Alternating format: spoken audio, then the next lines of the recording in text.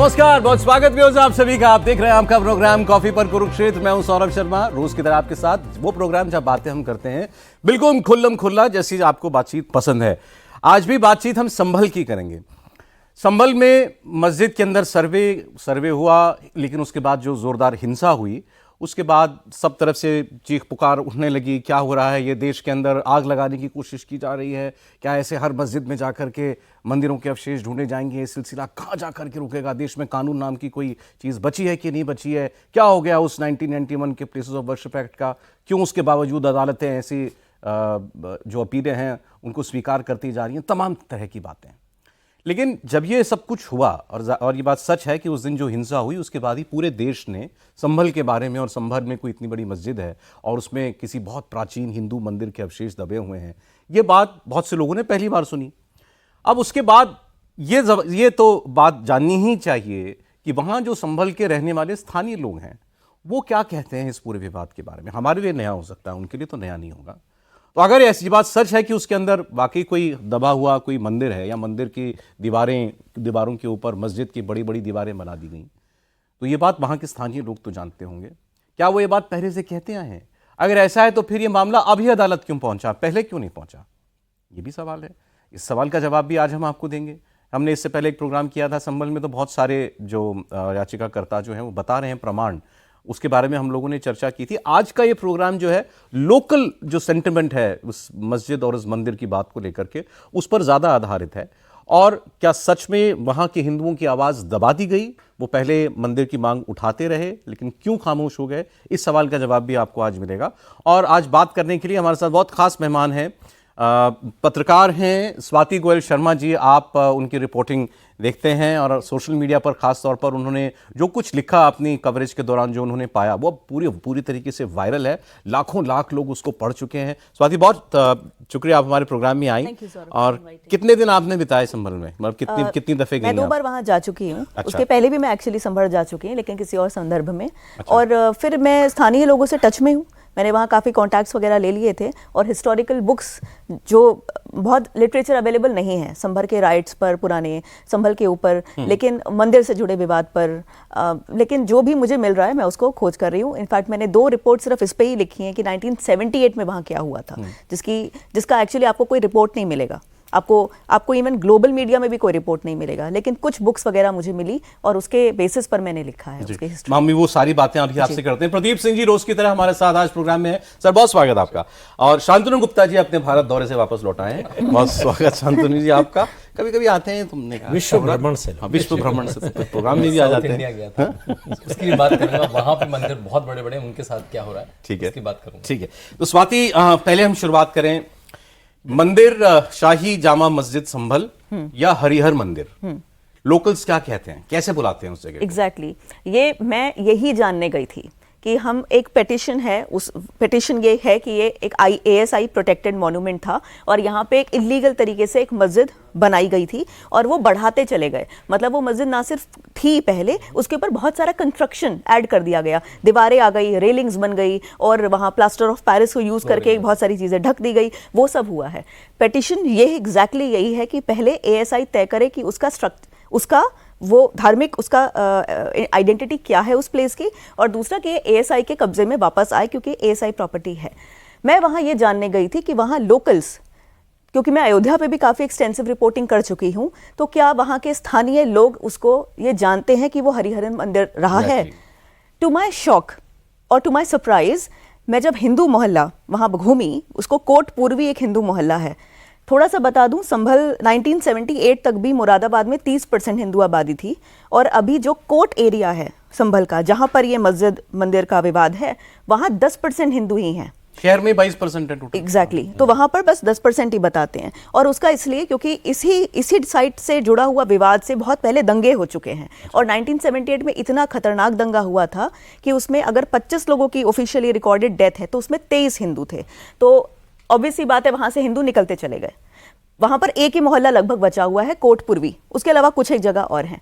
वहां मुझे 100% लोगों ने ये बताया कि ये तो हरिहर मंदिर से ही हम जानते थे। मैंने 60 साल के उम्र के लोगों से, जो ज़्यादा हैं, उनसे अधिक बात की, चाहे कोई 90 साल की हो। एक 90 साल की महिला ने कहा कि मस्जिद के जस्ट बाहर एक कुआं है, अच्छा। हाँ, उसके उसके स्टेप्स पर, और वो कुआं आपको दिख जाएगा। वो कुआं कवर्ड है वहां पर, इनफैक्ट अभी पुलिस वाले बैठे हुए हैं वहां पर। वो कुआं पूजन होता रहा था हमेशा, लेकिन इतने सालों के बाद वो भी बंद करा दिया गया, वो भी मस्जिद के अंदर ले लिया गया। लोग ये बताते हैं कि जैसे मान लीजिए वहां पे बहुत सारे पंजाबी लोग हैं जो एज ए रिफ्यूजी आए थे इंडिया में। तो जैसे सपोज वो पहले कुरुक्षेत्र में आए, तो उसके बाद वो ढूंढकर कई लोग संभल सेटल हो गए। तो वहां संभल में जब आए तो जो स्ट्रक्चर था उसको उन्होंने हरिहर मंदिर के नाम से ही जाना लोकल लोगों से। अच्छा। तो मान लीजिए वो 47 में जब आए तो मैंने उनसे पूछा आपके पिताजी ने क्या देखा था वहां पर। तो उन्होंने कहा कि यहाँ पर कोई ऐसी दीवारें तो थी नहीं जो आज तो मतलब ऐसी बड़ी बड़ी दीवारें, आज तो फोर्ट जैसी दीवारें हैं ना उसमें। हाँ, ऐसा कुछ नहीं था। एक फसाड था, एक सामने की दीवार थी जो कि सफेद रंग की थी और नीचे गेरुआ रंग का पेंट था उस पर, और ऐसा कुछ लिखा भी नहीं था उस पर कि ये मंदिर है, मस्जिद है। अंदर कुछ लोग आते थे कई बार नमाज वगैरह पढ़ने, लेकिन हिंदू लोग भी जाते थे वहां पर। हाँ, एक कमरा था अंदर जो हमेशा लॉक्ड रहता था। ये कमरा इसलिए मेंशन करना जरूरी है क्योंकि पेटिशन में भी ये लिखा हुआ है कि वो कमरा मस्जिद कमेटी ने इलीगली लॉक किया हुआ था बहुत पहले से ही, क्योंकि ये माना जाता है कि शायद उसके अंदर ही कुछ रहा होगा जहां पर हिंदू लोग जाते थे। तो ये वहां की सच्चाई है। सपोज मैंने वहां पर एक मतलब 67 साल के थे, वो आप दुकान वहां चलाते हैं उसी मार्केट में, कोटपूर्वी में। उन्होंने बताया कि ये मामला इतना पुराना है कि जब हमारे रिश्तेदार आते थे, जब वो 8 साल के थे, तो उनके रिश्तेदार आए थे तो उन्होंने कहा कि हमें भी देखना ये कौन सा विवाद है आपके यहाँ। तो थोड़ी सी दूर था, 400 मीटर दूर, तो पूरा परिवार वहां गया अंदर। तो अच्छा। हाँ, और उन्होंने कहा कि मुझे याद है मैं 8 साल का था, मैंने देखा कि एक कमरा लॉक्ड था और एक पानी का कुंड जैसा कुछ था, और सबको हरिहर मंदिर के नाम से ही जानते थे। तो बेसिकली वो ये विवाद बहुत पुराना है। और सबसे इंपॉर्टेंट बात, वहां लोगों ने ये भी बताया कि लोकल लोग बहुत ज़्यादा उसमें नहीं जाते थे क्योंकि उनको डर भी रहता था ना, वो हमेशा से कम संख्या में थे। लेकिन कोई ना कोई साधु आता रहता था और वहां जल चढ़ाने की भी कोशिश करता था, अंदर जाता था। यस, वो पहले परिक्रमा लगाता था और अंदर जाने की भी कोशिश कर, ये आम था, कभी भी कोई ऐसा होता रहता था। इसका मतलब ये है कि ओवरऑल लोगों के अंदर, लोकल लोग बहुत अग्रेसिव नहीं होते थे, प्रॉब्ली इसलिए क्योंकि एक तो वहां दंगे होते रहते थे, दूसरा वो कम संख्या में थे शायद इसलिए, और उनको भी नहीं पता होगा कि ये धीरे धीरे इतनी बड़ी मस्जिद बन जाएगी कि हम वहां अंदर ही नहीं जा पाएंगे जो वो पहले जा पा रहे थे। जा पा रहे थे। मतलब ये जो आज की स्ट्रक्चर्स हैं वो 3-4 डेकेड्स पहले नहीं थे, तो शायद उनको ये भी लगा होगा कि ये ऐसा नहीं होगा कि ये हमारे आउट ऑफ बाउंड्स हो जाएगा। लेकिन अब जैसे विष्णु शंकर जैन जिन्होंने पेटिशन डाली है, उन्होंने अपनी पेटिशन में लिखा हुआ है कि जब मैं अगस्त में वो एज अ पर्सन वहां अंदर जाने की कोशिश करे तो मस्जिद कमेटी ने रोक लिया। तो फिर वही वाली बात है ना कि अगर ये पहली बात एएसआई का मॉन्यूमेंट है, लोकल लोग बताते हैं कि बचपन में वो एएसआई का वहां प्लाक देखते थे कि एएसआई प्रॉपर्टी, जो आज नहीं देखते। इसका मतलब कि पहले लोग जाते थे अंदर, अब नहीं जा पा रहे हैं। एएसआई पहले उन suppose to maintain it, ASI के लोग अंदर नहीं जा पा रहे हैं। एक पेटिशनर हरिशंकर जैन जब वहां जाने की कोशिश करी, वो भी नहीं अंदर जा पाए। आप और मैं जाने की कोशिश करेंगे तो हम भी नहीं जा पाएंगे क्योंकि वो एक मॉस्क है, जबकि it should be accessible to all public and it should not be out of bounds for local Hindus. तो दो बातें इंपॉर्टेंट आपने कहा कि एक तो to the locals it was always Harihar Mandir, Yes. हमेशा से लोकल हिंदूज हमेशा से, ऑलराइट। और वो पहले उसमें जाते भी थे, बाद में उनकी एक्सेस बंद हो गई वहां Yes. पर अंदर जाने Yes. की। इवन अब तो एएसआई भी वहां पर मौजूद है, Yes. ठीक है, जिसका कब्जा है, जिसका ऑफिशियली जो ऑफिशियली जो उसकी देखरेख करते हैं। एग्जैक्टली 1930 में वो एएसआई प्रॉपर्टी डिक्लेयर हो चुकी है। ठीक है। ऐसा डॉक्यूमेंट्स हैं, मैंने भी देखे हैं। आपने पूछा कि मतलब आप लोग सब मंदिर बोलते हैं इसको, आपने कभी यहाँ कुछ मंदिर जैसा कभी या कोई भी अवशेष भी कुछ देखा है क्या? हाँ, क्योंकि देखिए मैक्सिमम मैंने जिनसे बात करी वो 90 साल की थी, एक महिला थी। लोगों ने बताया कि उनके पिताजी ने जो बताया या उनके दादा ने जो बताया, पर मैं उस पर बहुत ज़्यादा नहीं जाती क्योंकि ठीक है वो एक तरीके से हियर से भी हो सकता है। लेकिन ना लोगों ने मुझे ऐसी ऐसी चीज़ें ज़रूर बताई, जैसे पहले तो यहाँ दीवारों पहले तो पीओपी की दीवारें नहीं होती थी। हमको याद है कि एक चेन लटकी होती थी जिसमें हमको लगता था कि कभी घंटा रहा होगा, ठीक है। और जैसे मैंने कहा पानी का कुंड लोगों को याद है। सबसे बड़ी बात है वो कमरा याद है जिसमें हमेशा लोग कहते थे कि अंदर ही है वो जो शिवलिंग या जो भी मतलब रहा होगा, मुझे नहीं पता, वो तो सर्वे के दौरान पता चलेगा। लोग इस तरीके की चीज़ें याद करके बताते हैं। हाँ, ये सब चीजें मतलब हमारी मेमोरी में है, हमने देखी। हाँ, मेमोरी में। हाँ सर, आपको कोई कंपैरिजन दिखता है, तुलना दिखती है, जैसे अयोध्या का मामला जैसे हुआ या बाकी और जो विवादित जगह हैं उनमें और संभल में? नहीं, अयोध्या से ज़्यादा तुलना की जा सकती ओके। जिस तरह का संघर्ष हुआ, जिस तरह से उसको दबाने की कोशिश हुई, छिपाने की कोशिश हुई, लेकिन वो हरिहर मंदिर था, इसके इतने प्रमाण हैं कि आपको काटते काटते कई कई पीढ़ियां बीत जाएंगी, काट नहीं पाएंगे उन प्रमाणों को। लेकिन मैं बिल्कुल वर्तमान में आना चाहता हूँ। सवाल ये कि 1920 में ये एएसआई प्रोटेक्टेड मॉन्यूमेंट घोषित हो गया। तो एएसआई एएसआई प्रोटेक्टेड जितने भी मॉन्यूमेंट हैं उनमें पूजा या नमाज एएसआई की परमिशन से ही हो सकता है। आपको मालूम होगा कि ताजमहल में फ्राइडे को एएसआई परमिट करती है नमाज के लिए। क्या वहाँ पर संभल में एएसआई ने कभी परमिट किया नमाज के लिए? कैसे नमाज होने लगी? दूसरी बात, ये जो मस्जिद इंतजामिया कमेटी है इसका लीगल स्टेटस क्या है? कुछ भी नहीं किसने अगर बनाया? कुछ भी नहीं अगर एएसआई प्रोटेक्टेड मॉन्यूमेंट है तो। आप जरा इवेंट्स को देखिए अभी जो हुए हैं, आप इतिहास को अभी छोड़ दीजिए। 19 तारीख को सर्वे होता है पहला जी। 19 तारीख पहले तो कहा गया कि भाई दोनों पार्टियों को सुना नहीं गया। दूसरी पार्टी कौन थी? दूसरी पार्टी तो एएसआई थी, पेटिशनर और डिफेंडेंट के रूप में एएसआई। तो एएसआई का मतलब सरकारी वकील वहां मौजूद था। दोनों को सुनने के बाद जो है सिविल जज ने फैसला दिया कि सर्वे होगा। 19 तारीख को पहला सर्वे हुआ, कुछ हुआ। इसमें आपके हिसाब से पार्टी दो ही हो सकती हैं, या तो ही हैं, हो सकती है कि बात नहीं है। याचिकाकर्ता या सरकार यानी एएसआई। हाँ ओके भाई, एक वादी होता है, एक प्रतिवादी होता है, एक प्लेंटिफ होता है, एक डिफेंडेंट होता है। तो डिफेंडेंट इसमें मुस्लिम पक्ष तो कॉल्ड नहीं है, एएसआई बिल्कुल नहीं, क्योंकि उसका कोई लीगल स्टेटस नहीं है। अगर वो एएसआई प्रोटेक्टेड मॉन्यूमेंट ना होता, मुसलमानों का दावा होता उस पर, तब एक बात होती जैसे ज्ञानवापी में है, वहां उनका लीगल स्टेटस है जो मस्जिद इंतजामिया कमेटी है। तो 19 तारीख को एक कंकड़ भी नहीं फेंका जाता। 24 तारीख को ये सारा दंगा होता है। 19 और 24 के बीच में क्या हुआ? 23 नवंबर आया। 9 में से 7 सीटें बाई इलेक्शन की समाजवादी पार्टी हार गई। मैं ये केवल तथ्य बता रहा हूं, निष्कर्ष जिसको निकालना हो निकालने से। 24 को क्यों हुआ? कारण क्या था दंगे का? वहां सर्वे हो रहा था और तो कुछ हो नहीं रहा था, और वो भी कोर्ट के आदेश से हो रहा था। अच्छा, आपको कोर्ट का आदेश मंजूर नहीं था तो 19 तारीख को आदेश आया था। आप जो है हायर कोर्ट में जा सकते थे, आप हाई कोर्ट जा सकते थे, सुप्रीम कोर्ट जा सकते थे। सुप्रीम कोर्ट में मामला गया, सुप्रीम कोर्ट ने कहा हाई कोर्ट जाइए। अभी तक जो आज सुबह तक की मेरी जानकारी है, हाई कोर्ट में कोई पिटीशन फाइल नहीं हुई है, और ये कोई पिटीशन फाइल हो नहीं सकती। जो भी होगा वो रिवीजन पिटीशन फाइल होगी। ये हाई कोर्ट बताएगा कि सिविल जज का जो फैसला है वो कानून और संविधान के मुताबिक है या नहीं। उसी के ऊपर कोई सुनवाई हो सकती है, उसी के ऊपर सुनवाई हो सकती है। और सुप्रीम कोर्ट ने सिविल जज के फैसले पर रोक नहीं लगाई, सिर्फ इतना कहा कि हाई कोर्ट में जब तक सुनवाई होती है कोई नया एक्शन नहीं होगा। बात आपकी ठीक है, लेकिन आज तीसरा दिन हो गया सुप्रीम कोर्ट का आदेश आए हुए, अभी तक तो कोई गया नहीं। अभी तक कोई गया नहीं, क्योंकि उनके पास कोई जो है वो लीगल उनका स्टेटस नहीं, कोई स्टैंड नहीं है। तो ये भी मजाक हो क्या गया, डिफेंड करने जाएंगे? ये भी बड़ा मजाक हो गया कि भाई जैसे ही जाएंगे तो पहले तो अदालत पूछेगी आप कौन एग्जैक्टली। नहीं मैं इसलिए कि इसी को मैं मजाक कह रहा हूं कि वही प्रतिवादी बने हुए हैं। भाई लोअर कोर्ट में तो वही गए ना कि हमें इसमें दूसरी पार्टी साहब, तो ये नहीं, लोअर कोर्ट में भी वो नहीं गए।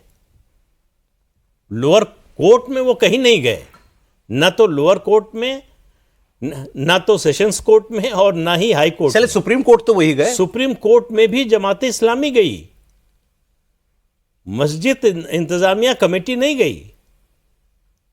तो जमात इस्लामी तो तमाम मामलों में जा रही है। जितने प्लेसेस ऑफ वर्शिप एक्ट के मामले हैं उनको लग रहा है कि जस्टिस चंद्रचूड़ ने जो फैसला दिया उसके कारण जो है ये सारे मामले खुल गए। जस्टिस चंद्रचूड़ ने क्या कहा? सिर्फ एक सिंपल सी बात कही। उन्होंने कहा ये एक्ट ठीक है, आप किसी भी धार्मिक स्थल का आप उसका कैरेक्टर नहीं बदल सकते, उसका स्वरूप नहीं बदल सकते, ये कानून कहता है। ठीक है। लेकिन उसका स्वरूप निर्धारित होगा तभी तो। अब मस्जिद इंतजामिया कमेटी का इस पूरे मामले में कहीं कोई रोल नहीं बनता, कोई लीगल शायद तुम्हें 1 मिनट में आया आपके पास। जो दूसरी बात आप कहनी थी वो भी इंपॉर्टेंट है, क्योंकि कई लोगों ने ये भी लिखा सोशल मीडिया पर कि भैया अचानक कैसे विवाद खड़ा हो गया। जो अब नोशन क्रिएट किया जा रहा है ना दूसरी सो कॉल्ड लॉबी की तरफ से कि भाई हर मस्जिद के नीचे अब झांकोगे क्या, हर जगह खुदाई कराएं क्या। तो ये अदालत में इसको चुनौती पहले कभी नहीं दी गई क्या, या लोकल्स इसको अब मान चुके हैं अपना भाग्य कि चलो हमारा मंदिर तो गया, अब जो है लोकल्स वो ने है। नहीं माना है, क्योंकि मैं ये भी एक प्रश्न का उत्तर जानने गई थी कि क्या वो इस पेटिशन से खुश भी हैं कि नहीं, क्या उन्हें ऐसा तो नहीं लग रहा कि उनके एरिया में एक विवाद खड़ा किया जा रहा है। ये भी मेरा इंटरेस्ट था जानने में। मुझे ऐसा लगा कि पेटिशन भले ही अभी फाइल हुई हो, लेकिन उनका पूरा समर्थन है लोकल लोगों का। अब ये कहें कि पहले क्यों नहीं फाइल किया, इसका तो मुझे उत्तर नहीं है, लेकिन मेरे पास इसका ज़रूर मुझे पता चला कि पहले कोई रेजिस्टेंस हुआ है कि नहीं। बिल्कुल हुआ है, और ये रेजिस्टेंस 1978 में ख़त्म हो गया था, क्योंकि वहाँ पर एक एंटी हिंदू पोग्राम हुआ था। वहाँ पर एक दंगा हुआ, जिसमें कहते हैं ना कि एक ऐसा बाउट ऑफ वायलेंस जिसमें, जैसे मैंने बताया, 25 में से 23 मरने वालों की संख्या सिर्फ हिंदू थे। तो वो उसका जो साइकी पर उनका जो असर हुआ इतने सालों में वहाँ तो वो एक तरीके से वो दब गए। फिर कभी ये हिंसा भी मस्जिद को लेकर ही हुई थी। हाँ, इसे थोड़ा सा नुआंस्ड है, अगर आप जानना चाहते तो मैं भी बता सकती हूँ। 1978 से पहले 2 साल पहले भी वहां पर ऐसा कुछ हुआ था कि मस्जिद के अंदर ये अफवाह फैली थी कि वहां किसी हिंदू आदमी ने किसी मुसलमान को मार दिया है। वो अफवाह थी, रियल है ये मुझे नहीं पता, कहा गया था, पर वो रियल है कि नहीं है ये मुझे नहीं पता, क्योंकि कोई केस नहीं मिला। लेकिन 78 का जो हुआ था, क्योंकि वो एक बड़े लेवल का दंगा था, तो वो अभी कुछ बुक्स वगैरह में है। हालांकि बहुत हैरानी की बात है कि उसका ना तो कोई विकिपीडिया पेज है, ना उसका कोई ग्लोबल रिपोर्ट्स में उसका कोई मेंशन है, लेकिन मैं आपको बता रही हूँ जो मुझे पता चला और जो मैंने बुक्स में पढ़ा। 1978 में वहाँ मुस्लिम लीग एक्टिव थी, वहाँ पर मंजर शफी नाम का वहाँ लीडर था। तो उसने एक कॉल दिया था बाजार बंद का किसी बात को लेकर, और एक हिंदू पान वाले ने उसको डिफाई किया था। फिर दंगा फैला, क्योंकि शफी के आदमियों ने वहां पे वायलेंस अनलीश कर दिया। लेकिन वो अकेला रीजन नहीं था, रूमर हमेशा फैलता है जिस वजह से कम्युनल वायलेंस होता है। आज लोग ये बताते हैं, जो उस वक्त थे, क्योंकि 78 बहुत पुरानी बात नहीं है, लोग बताते हैं कि 2 अफवाहें साथ साथ फैली थी। एक तो ये कि मस्जिद में किसी हिंदू ने एक इमाम को मार दिया, दूसरा फिर से कोई वहां पर जल चढ़ाने की कोशिश कर रहा है और परिक्रमा कर रहा है। ये 2 रूमर्स बहुत सारे लोगों ने मुझे बताया कि इतनी तेजी से फैली कि फिर हिंदू जो मोहल्ले हैं और जो हिंदू की दुकानें हैं उन पे बहुत लार्ज स्केल लूटपाट हुई। वहां पे नखासा बाजार पहले मिक्स्ड होता था, हिंदू भी थे मुस्लिम भी, बाजार था वो, लेकिन आज वो टोटल उसमें हिंदू बिल्कुल ही नहीं बचा है। 78 में वहां पर इतनी लार्ज स्केल लूटपाट और वो हुई थी कि एक 4 बीघे का एक कंपाउंड था जिसे अहाता बोलते हैं, वो बनवारी लाल गोयल उनका था, और वो बहुत रिस्पेक्टेड आदमी थे, और वो इनफैक्ट विश्व हिंदू परिषद के वहाँ लीडर भी थे। और तब वीएचपी की वो रेपुटेशन नहीं थी, क्योंकि राम जन्मभूमि बाद में हुआ, तब एक तरीके से बस वो it was any other like normal Hindu organisation. तब तक एक तरीके से उसकी एक अग्रेसिव इमेज नहीं थी।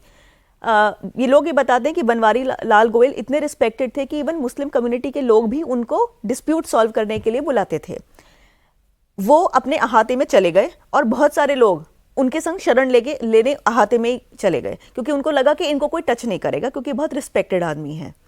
लेकिन वहां पर बाहर जो दंगाई थे उन्होंने ट्रैक्टर से दीवार तोड़ दी उस अहाते की, अंदर चले गए और जलते हुए टायर्स वगैरह फेंके, और वहां से फिर 14 बॉडीज निकली। Of course all Hindu people were killed. वहां से 14 बॉडीज पूरी जली हुई निकली। मैंने बनवारी लाल, मारे गए उसमें, वो खुद भी मारे गए। मैंने बनवारी लाल गोयल के छोटे बेटे विनीत गोयल से अभी बात की, वो अब दिल्ली रहते हैं। उन्होंने मुझे बताया कि जब वो 6 घंटे बाद उस अहाते में पहुंचे, परिवार देखने की, मतलब जब उन्हें पता चला और वो पहुंच पाए, तो उन्होंने देखा कि वहां एक भी बॉडी भी नहीं थी, सिर्फ राख थी, सब कुछ राख था। सिर्फ चश्मे का एक छोटा सा हिस्सा उनको मिला था, जिससे उन्हें पता चला कि हमारे पिताजी भी उसमें नहीं रहे। और वहां पर सिर्फ एक आदमी बचा था, हरद्वारी लाल, वो रसोईया था, वो किसी ड्रम में छुप गया था। ऐसे बहुत लोगों ने मुझे कंफर्म भी करा, और ये बिग बुक्स में भी है, मैंने बुक्स के रेफरेंसेस भी कोट किए हुए हैं अपनी रिपोर्ट्स में। इतनी लार्ज स्केल वहां पर हिंसा हुई थी। अब ऐसी हिंसा के बाद जब आप ऑलरेडी 15% तब रहे होंगे, अब 10% रह चुके हैं, तो वहां पर कभी resistance was totally directed against Hindus, मतलब वो कोई राइट जैसा नहीं था, वो राइट नहीं था। इसमें यह भी कहना जरूरी है कि इतने सालों में कोई रेजिस्टेंस नहीं हुआ, क्योंकि जैसे मान लीजिए जब राम जन्मभूमि मंदिर का आंदोलन हुआ तो वहां के लोकल हिंदू बहुत डर के रहते थे, और अगर वहां हमेशा संभल में पीएसी बार बार डिप्लॉय की जाती है जब भी कोई सेंसिटिव एरिया मामला आता है, जैसे एनआरसी वाला मामला था, जैसे राम जन्मभूमि के दौरान हुआ था, तो वो लोग कॉन्स्टेंटली पुलिस पेट्रोलिंग में रहने के आदी भी हो गए हैं, ऐसा लोग बताते हैं। तो हिंदूज वहां पे लार्जली अपने मोहल्लों में ही रहते हैं, और उनके संग क्या है, जो मस्जिद मान लीजिए यहाँ पर है, ये मोहल्ला है हिंदुओं का, यहाँ पर पुलिस चौकी है, that is their safety net. एक हाँ, पुलिस चौकी। हाँ, इनफैक्ट जो सर्वे वाली टीम भी जो आप देख रहे हैं ना, जो वीडियोस, वो पुलिस चौकी से मस्जिद जा रही है, वो हिंदू एरिया से होकर जा रही है।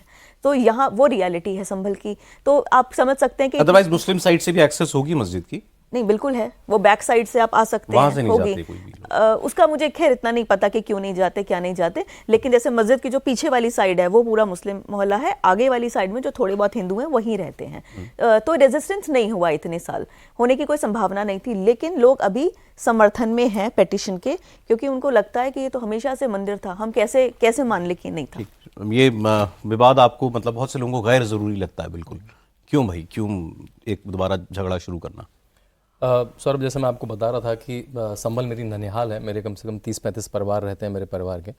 और जो स्वाति ने कहा, बिल्कुल मैंने सबसे फ़ोन पे बात करी, पिछले 3 दिन से मैं डिबेट में नहीं आ पाया, तो उन्होंने सबसे कहा तो हम हमारे यहाँ हरिहर नाम मंदिर से जाना जाता था, किसी से पूछ लो, और डिटेल्स भी बताएं, ऐसे जाते थे, हमारा किसी ने मुंडन उसके दूर पे करवाया, उसके नाई थे, बहुत सारी चीज़ें जैसे मतलब लोगों की स्मृति में है। मैं थोड़ा सा एक कंपैरिजन बता रहा हूँ, मैं केरला में था, मैं वहाँ पे कोडंगुरू बोल के बहुत बड़ा भद्रकाली का भगवती टेम्पल है, तो जब मैं उसमें जा रहा था, उसके बाद दो कहानी बताते, बहुत बड़ा विशाल मंदिर है, साउथ में ही विशाल मंदिर बचे, नॉर्थ में तो आपको कोई विशाल मंदिर पुराना तो मिलता नहीं है। तो उन्होंने कहा कि वहाँ तो आपको पता है सारे सरकार के पास है मंदिर, तो कोची देवस्थान बोर्ड में आता है, तिरुचूर में आता है। तो उन्होंने उसका जो पूरी जमीन का पट्टा है, वो कुछ दिनों पहले जब हिंदुओं ने थोड़े एक्टिव हुए, देखा वो कोई आलम साहब जो कुंजू मोहम्मद के पुत्र हैं उनके नाम पे लिख दिया। अब वही है जहाँ से सुरेश गोपी सांसद हुए, वही जगह है। तो वहाँ पे हिंदू एक्टिव में जब देवस्थानम पे गए, कोची देवस्थानम बोर्ड पर, ये कैसे, तो उन्होंने कहा तो टेक्निकल एरर हो गई, कुछ ग्लिच हो गया। तब एकदम से, और ये संभल का मामला मैं सुन रहा था, मतलब अब वक्फ से पहले तलवार से, ये पुराना मामला चला रहा है। आप जब डॉक्टर बी आर अम्बेडकर को पढ़ेंगे तो वो कह रहे हैं कि भाई ये तो काफिरों की जमीन है, मुसलमानों के लिए काफिरों की जमीन है, दारुल हरब है, इसको आपको दारुल इस्लाम बनाना ही बनाना है। और आप बाबर की जो 3 मस्जिद हैं उसका डिस्क्रिप्शन देखेंगे तो आपको पता लग जाएगा, क्योंकि लेफ्ट हिस्टोरियंस क्या कहेंगे, तो टेरिटोरियल वॉर थी, उनको तो जीतना था। ये टेरिटोरियल वॉर नहीं थी, ये रिलीजियस वॉर ही थी। वो कहाँ बनाता है, पानीपत में सबसे पहले जीत के घुसता है, वहाँ एक मॉस्क बनाता है। फिर जब तक अयोध्या वो क्यों पहुंचता है, अयोध्या में तो मुसलमान ही नहीं रहते, वो अयोध्या की भाई राम का मंदिर है, इनका बड़ा है, उसको गाड़ को वहीं पे बनाओ। संभल देखिए, संभल की जानकारी होना भी एक थोड़ी सी इलीट बात है कि आपके 10वें अवतार आएंगे विष्णु के, ये बात मतलब उसको उसने पता करा होगा बड़े ध्यान से, और वहाँ की इनकी बिल्कुल वहाँ जाके चोट मारो, वहीं मस्जिद बनाओ। तो ये प्रोसेस चल रहा है। मतलब पहले मैं तलवार की नोक पे बनाता था, 2 ही ऑप्शन थे, या तो मुसलमान बन जाओ या मर जाओ, थोड़े अमीर हो तो जजिया टैक्स दे दो, और अब मैं वक्फ से, प्लेसेस ऑफ वर्शिप एक्ट से लूंगा। तो ये जब मैं ट्रैवल कर रहा था, तो ये जो नैरेटिव मुझे दिख रहा है कि ये तो क्लैश ऑफ सिविलाइजेशन है। मैं सर का सुन रहा था जब आप डिबेट में थे। देखिए, जब भी ऐसा कोई क्लैश ऑफ सिविलाइजेशन हो, तो अब कितने मंदिरों में जाओगे, या तो आप जैसे साउथ अफ्रीका में जब हुआ तो वहाँ पे एक कमीशन बना, जिसे TRC बोलते हैं, बड़ा फेमस है, पूरे वर्ल्ड में स्टडी करा था, ट्रूथ एंड रिकंसिलिएशन कमीशन, कि भाई हमसे ये गलती हुई, अभी इसका ये सेटलमेंट है, थोड़ा आप आगे बढ़े, थोड़ा हम आगे बढ़े। जैसे हम आज भी ब्रिटिश ने ऑफिशियल माफी नहीं मांगी है ना जलियांवाला कांड के लिए, जो उन्होंने इतनी एट्रॉसिटीज करी। अगर हम, और भारत ही ऐसा एक, मतलब मैं तो बेवकूफ़ देश हो सकता है जिसमें आज भी Babar road, Akbar road, Humayun road और ये हो सकती है। आप यूरोप में 18 ऐसे देश हैं जहां अगर आप कह दें कि होलोकास्ट नहीं हुआ था, तो आप ट्वीट करने पे जेल चले जाएंगे। Denial of Holocaust is a public crime there. और हमारे औरंगजेब रोड है और उसमें भी डिफेंड हो रहा है, मतलब मोदी को आना पड़ रहा है कि रोड का नाम चेंज होगा। अभी भी अकबर को भी डिफेंड ही कर लेते हैं, मूवियां बनती हैं, औरंगजेब को डिफेंड कर लेते हैं, औरंगजेब को डिफेंड कर लेते हैं। यहाँ पे भारत की भूमि, ये भारत नहीं पॉसिबल है। तो मतलब तो ब्लेटेंट केस। लेकिन एक सवाल जो कोर्ट में जिस दिन जाएगा, कोर्ट ने 20 दिन सुन लिया ठीक से, 10 दिन सुन लिया किसके, तो दूध का दूध। सर ने भी अभी कहा और सब लोग ये कह रहे हैं कि भाई जब पहले राउंड का सर्वे शांति से हो गया था, तो दूसरी बारी में ऐसा क्या हो गया, 7-2 हो गया, मतलब उस बीच में 7-2 हो गया। एक तो ये बात हुई। दूसरा, जो अभी स्वाति की बात सुन के मुझे स्ट्राइक किया कि ऐसा तो नहीं है कि violence has always worked for the majority community there, जो वहाँ जो मुस्लिम डोमिनेंट कम्युनिटी है। मतलब आपने क्योंकि बताया 78 में भी ऐसा हुआ था। मतलब अगर एक तरीका होता ना किसी भी जगह के लोगों के पास, भाई हम मुझे अपनी बात कहने का तरीका क्या है, जैसे सबने कहा भाई अदालत चले जाओ, इस मामले में ये था। दूसरा है स्ट्रीट पावर दिखाओ, तो स्ट्रीट पावर वर्क किया उनके आज की नहीं, तलवार की ताकत, इस्लाम तलवार के ही बल पर आया। तो ये कोई संभल का मामला नहीं है। दुनिया भर में आप कहीं कोई भी देश उठाकर देखिए, तलवार की ही ताकत से इस्लाम आया है। और उनको मालूम है, अब उनके मजहब के ग्रंथों में लिखा हुआ है कि भाई अगर तुमको कोई अपना देश छोड़ना पड़े या कोई देश छोड़ना पड़े तो ऐसे देश में जाओ जहां मुसलमान न रहते हों वहां अपनी आबादी बढ़ाओ। इसलिए आप देखिए दुनिया भर में जितने मुसलमान जो है रिफ्यूजी बनते हैं या छोड़ते हैं या माइग्रेंट बनते हैं, किसी मुस्लिम देश में नहीं जाते। 55-56 देश हैं जो इस्लाम के उस पर चलते हैं, हमेशा वहां जाते हैं जो नॉन इस्लामिक देश हैं। तो इससे आप अंदाज़ा लगाइए कि उनकी मंशा, उनको बचपन से सिखाया गया, उनको पढ़ाया गया। इसी दिल्ली में कुरान की 26 आयतों को गैर कानूनी घोषित किया दिल्ली हाई कोर्ट ने। वो मामला सारा दबा दिया गया। तो ये कोई पहली बार हो रहा है ऐसा नहीं हुआ सर? ये तो नई बात बताई आपने आज। है? ये तो नई बात बताई आपने आज। नहीं, ये तो हाई कोर्ट का जजमेंट, मतलब आप तो सब वेबसाइट पे उपलब्ध है, आप पढ़ सकते हैं। तो ये इस तरह के मामले जो है लगातार होते रहे हैं। अयोध्या का तो सबसे बड़ा उदाहरण है। 550 साल की लड़ाई चली, अलग अलग समय पर। मतलब ऐसा तो नहीं हुआ कि जो 550 साल पहले इस तारीख को शुरू हुआ और जिस दिन बना मंदिर तब तक चलती रही। जब जब ताकत जुटाई तब कोशिश किया हमने रिक्लेम करने के लिए। तो हम अपनी कल्चरल हेरिटेज को रिक्लेम कर रहे हैं, हम किसी की जगह पे कब्जा नहीं कर रहे हैं। ठीक है, जो हमारा था हम कह रहे हैं वो हमारा है, वो कह रहे हैं जो तुम्हारा था वो भी हमारा है। दोनों के नजरिए में ये फर्क है। तो अब भाई आखिर इस जमाने में जो है फैसला तो अदालत से हो सकता है। Exactly. संविधान से होगा, कानून से होगा। ना आप कानून मानने को तैयार है, ना संविधान हिंसा करने के बाद भी जाना वही है, जाना वही है। अब आपको इस बारे में बात हुई कि इस राउंड की वायलेंस कैसे शुरू हुई थी वहां पे? इस राउंड की वायलेंस मेरी हरिशंकर जैन जी से बात हुई थी। उन्होंने मुझे बताया था कि जब 19 को सर्वे हुआ था, थोड़ी शाम को टाइम हुआ था, उसमें भी बहुत लोग इकट्ठा हो गए थे। वहाँ वायलेंस की डर तब भी था, लेकिन जल्दी से 1 घंटे में ही वहाँ की टीम ने, सिक्योरिटी फोर्सेस ने उनको बाहर निकाल दिया, ये कहकर कि शाम हो गई है तो जल्दी बाहर चलते हैं। लेकिन मुझे विष्णु जैन ने बताया कि उस दिन भी बहुत लोग इकट्ठा होना शुरू हो गए थे। तो फिर ऑलरेडी उस दिन इतना होना ही नहीं था सर्वे। फिर 24 तारीख को ये था कि सुबह करके 10 बजे की नमाज से पहले सब खत्म कर देंगे। लेकिन 7 बजे करीब वो सर्वे स्टार्ट हुआ, टीम वहाँ सुबह ही पहुंच गई, जिससे कि शायद कोई ना संभावना हो करने की। लेकिन 9:30 बजे सुबह के सीसीटीवी फुटेज मौजूद हैं, मैंने भी मतलब वो वीडियो पोस्ट करी हुई है, उस पर टाइम स्टैम्प है 9:30। तो लोग मास्क लगाकर, हाथों में डंडे वगैरह लेकर सब खूब खड़े हुए हैं गली में, वही मस्जिद की जो पीछे वाली गली मैंने बताई ना, और सीसीटीवी तोड़ रहे हैं, डंडों से सीसीटीवी तोड़ रहे हैं। तो और पत्थर, इतने पत्थर मिले हैं इस पूरे वारदात के बाद कि मतलब कितने सारे ट्रैक्टर्स वगैरह में वो भरकर गए हैं। तो इसका मतलब ये प्लानिंग, ये ऑन द स्पॉट तो नहीं हो सकता। एक और बात, चाहे आप विकिपीडिया पेज देखें या बहुत सारे ये जो कहते हैं ना लेफ्ट लिबरल मीडिया, इन्होंने ये लिखा हुआ है कि वहां जय श्री राम के नारे लगे, इसलिए वहां सर्वे टीम के साथ लोगों ने प्रोवोकेटिव नारे लगाए। हाँ, और ये कहा कि वो ट्रिगर करने के लिए नारे लगाए गए। और जय श्री राम का नारा प्रोवोकेटिव कैसे होता है, मुझे तो नहीं समझ में आया। हाँ, ये गलत अल्लाह बात है। अकबर जो है मतलब ये कि मस्जिद में घुसते हुए जय श्री राम कर रहे थे कि आ गए हम लोग यहाँ सबूत लेने के लिए। लेकिन वो फैक्चुअली इनकरेक्ट है, क्योंकि सुबह वो बिल्कुल शांति से ही अंदर आए थे। जब वो निकल रहे थे 11 बजे, और तब तक दंगा शुरू हो चुका था, तब तक पत्थरबाजी शुरू हो चुकी थी अब एक एरिया में। फिर वो लोग, उनको सेफली निकाला गया, विष्णु जैन को और उनकी टीम को। तब तक शुरू हो चुके थे लोग इकट्ठा करने, सीसीटीवी तोड़ने। मतलब 1.5 घंटे पहले की तो फुटेज है कि वो सीसीटीवी तोड़ रहे हैं और डंडे वंडे लेकर खड़े हुए हैं। तो वो तो तैयारी थी। तो वहां के हिंदुओं को अब फिर डर है वायलेंस का? मैंने हिंदुओं से बात की थी कि अभी आपको डर नहीं था, तो उन्होंने कहा हम अपने मोहल्ले में बैठे थे, सिक्योरिटी बहुत सारी थी, इसलिए हमको थोड़ा ऐसा लग रहा था कि मतलब हम थोड़े सेफ हैं। कहते जब पत्थर स्टार्ट हुआ तो हमने अपने मतलब छतों पे जाने की इजाजत नहीं थी उस दिन, सबको कहा गया था छत पे मत जाना, नीचे रहना। तो कह रहे थे कि हमको दिखाई दे रहा था, जैसे कई बार होता है धुआं दिखाई देता है, एक्चुअली आग भी तो लगाई गई थी ना वहां पर, तो उनको अपने मोहल्लों से दिखाई दे रहा था। तो मैंने कहा फिर आपको डर नहीं लगा?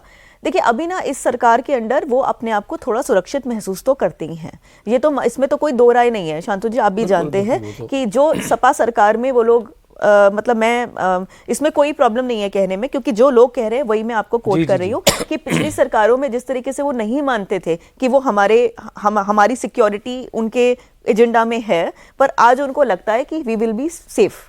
ये बिल्कुल 100% मतलब सच बात है और ये सब आपको इसमें कहेंगे। एक छोटी सी बात बताऊं, ये किताब मेरे ख्याल से सबने कोट करी होगी, Hindu temples what happened to them, Sitaram Goyal, करीब 1800 टेम्पल का बिल्कुल डिटेल है, जो कभी ना कभी कोर्ट में कोट होगा ही। 1990 में किताब आई, सपा की सरकार होती तो क्या होता, 91 में उत्तर प्रदेश में किताब बैन हो गई, जबकि स्टेट वाइज बैन बहुत कम किताबों के हुए होंगे, मतलब नेशनल बैन तो होते हैं, उत्तर प्रदेश में ये किताब बैन हो गई। देखिए, और सबूतों की तो कमी नहीं है मेरे ख्याल से, जो भी कोर्ट में केस जाएगा तो मतलब मैं ये पत्थर का फोटो लेके आया, कुतुब मीनार में तो एएसआई का पत्थर जो कांग्रेस के समय से लगा है, उसमें लिखा है कि भाई ये 27 हिंदू और जैन टेम्पल बोल के बनाया, और हम सबने फोटो खिंचवाई है, किसी को दिक्कत नहीं थी। ये एलन फ्रांसे ने क्या करा है, एलन फ्रांसे गोतिया ने और औरंगजेब के जितने फरमान थे उनको ट्रांसलेट कर दिया। मैं 2-3 के हेडिंग पढ़ूंगा।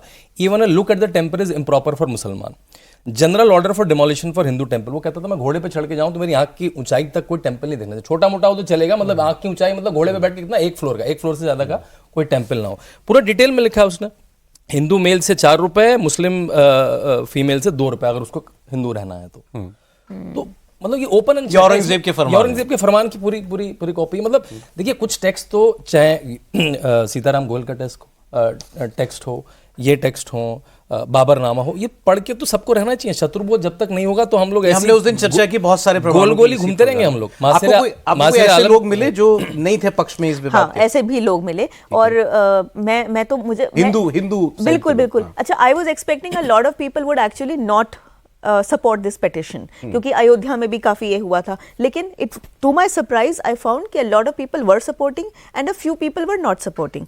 जिन्होंने नहीं सपोर्ट किया, उन्होंने, जैसे सपोज एक गंभीर, उनका नाम याद नहीं है मुझको, उन्होंने, मैंने फोटो भी डाली थी, उन्होंने कहा कि हम भी मानते हैं कि हरिहर मंदिर है, हमें कोई इसमें दो राय नहीं है, लेकिन अगर इस पे विवाद होगा तो क्या होगा कि वायलेंस होगा, रोज रोज कर्फ्यू लगा रहेगा, पुलिस यहाँ रहेगी, इंटरनेट सस्पेंड हुआ करेगा, तो हमारा बिजनेस बहुत अफेक्ट होगा और इस पूरे से निकलना क्या है हमको नहीं पता। तो हम ये चाहते हैं कि इसमें कोई विवाद ना हो, अब जैसा है रहने दो, क्योंकि हमारा बिजनेस अफेक्ट होगा। ऐसे कुछ लोगों ने बताया। वायलेंस सक्सेसफुल हो रहा है, उनको पता ही 4 दिन यही सेंटिमेंट अयोध्या में था। बिल्कुल, अयोध्या के लोकल हिंदुओं की एक पॉपुलेशन, बड़ी पॉपुलेशन, जो बिजनेस में थी, दुकान चलाते थे, इस तरह के व्यापार धंधे करते थे, उनको लगता था कि जैसे ही कुछ होगा विवाद, कर्फ्यू लग जाएगा, हमारी दुकानें बंद हो जाएंगी, हमारा बिजनेस बंद हो जाएगा।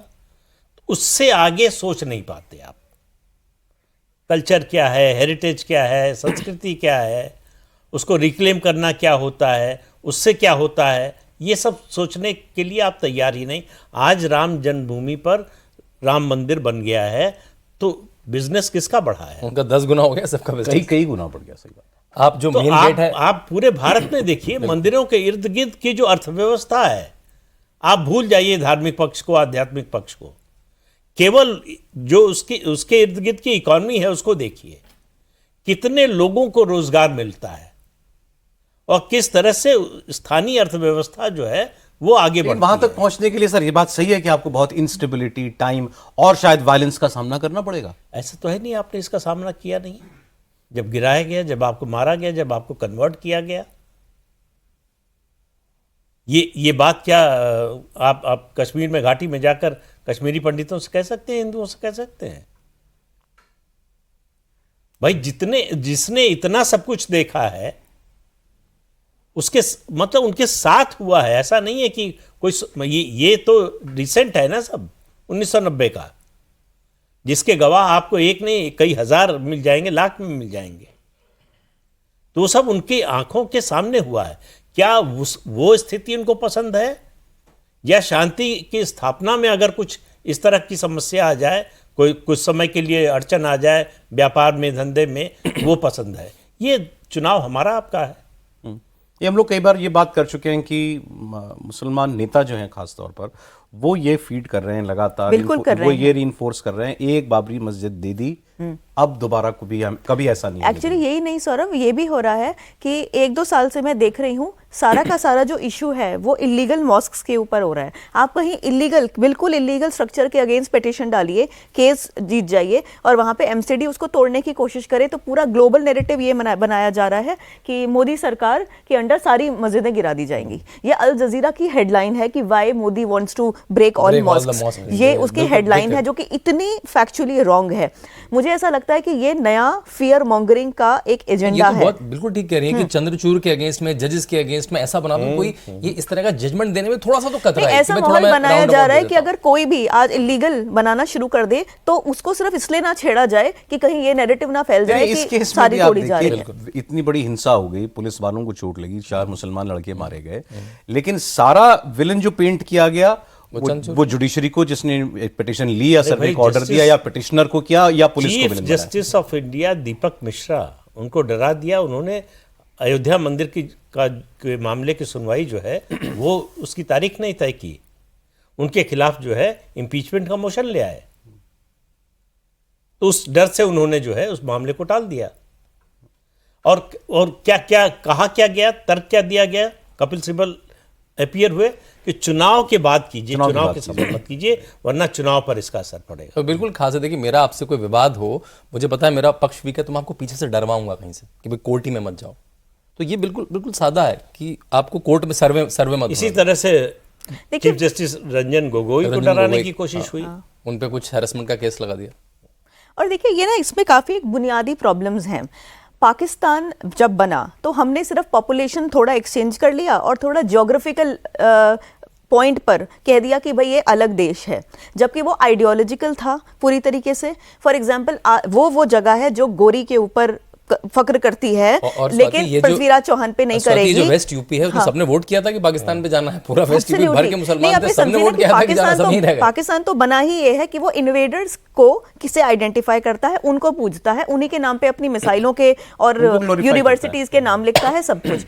लेकिन हमारे देश में क्या हो रहा है कि वहां वो वाला माइंडसेट भी पनप रहा है, और उसको हमने सिर्फ ज्योग्राफिकल मान लिया कि पाकिस्तान एक ज्योग्राफिकल जगह है और थोड़े बहुत लोग वहां चले गए, जबकि वो हमेशा से आइडियोलॉजिकल होना चाहिए था। वो विचारधारा को यहाँ क्रश होना चाहिए था।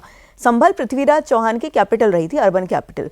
तो वहां पे आप ये देखिए कि 2 पॉपुलेशन ऐसी है कि एक पॉपुलेशन पृथ्वीराज चौहान और उनके बनाए गए मंदिर के ऊपर बहुत ज्यादा प्राइड महसूस करती है, दूसरी पॉपुलेशन गोरी को अपना इंसेस्टर मानती है और अपने आप को तुर्क बताती है, या फिर और बाहर से आए हुए लोग बताती है। तो अब ये फिर वही वाली बात हो गई ना कि आप ज्योग्राफी अलग करके मंदिर के लिए कहते हैं हरिहर मंदिर को, मतलब पृथ्वीराज चौहान ने शायद क्योंकि देखिए साइट बहुत पुरानी रही होगी। मंदिर ये मुझे इसका जिक्र तो स्कंद पुराण में है कि यहाँ पर भगवान शंकर और भगवान विष्णु का अति विशिष्ट अपने काल में उन्होंने इसका जीर्णोद्धार किया। एग्जैक्टली, अपने टाइम पे मतलब उन्होंने साइट बहुत पुरानी रही होगी। अब किसी ने कोई वॉल्स या स्ट्रक्चर बनाया तो ये नहीं कहते कि उन्होंने ये बनाया। आपका बहुत इंपॉर्टेंट पॉइंट है कि वो पृथ्वीराज चौहान संभल जिनकी कैपिटल थी, वो वहाँ हिंदू मुसलमान दोनों के हीरो क्यों नहीं है? एग्जैक्टली आज पाकिस्तान में भी कई लोग ऐसा बोलते हैं कि पंजाब में रंजीत सिंह उनका हीरो क्यों नहीं है, है ना, मुस्लिम्स का भी होना चाहिए, या फिर हाँ, मतलब वहां पर ये बातें होती हैं। तो हम लोग ना कभी आइडियोलॉजिकल, हम कभी बुनियादी इश्यूज पे नहीं जाते, हम हमेशा ऐसे ज्योग्राफिकल एरियाज में पाकिस्तान की बात कर देते हैं। मुझे तो ऐसा लगता है कि India is equal to Pakistan plus Pasmanda. मतलब यहाँ का जो मेन जो उनका माइनॉरिटी का यहाँ जो आइडेंटिटी है वो पाकिस्तान प्लस पासमानदा, राइट? और क्या है, जबकि होना ये चाहिए था कि वो वाला माइंडसेट तो यहाँ पे पूरा रिजेक्ट होना चाहिए था। आज समय इतना ही था, लेकिन आपको आज जमीन से जिन्होंने रिपोर्ट किया उनकी बातें सुनने को मिली, कुछ ग्राउंड रियलिटीज नहीं पता आपको चली होंगी। बहुत शुक्रिया स्वाति, आप कॉफी पर कुरुक्षेत्र में आई, बहुत शुक्रिया आपका। दिल जी बहुत धन्यवाद आपका। शांतनु शुक्रिया आपका।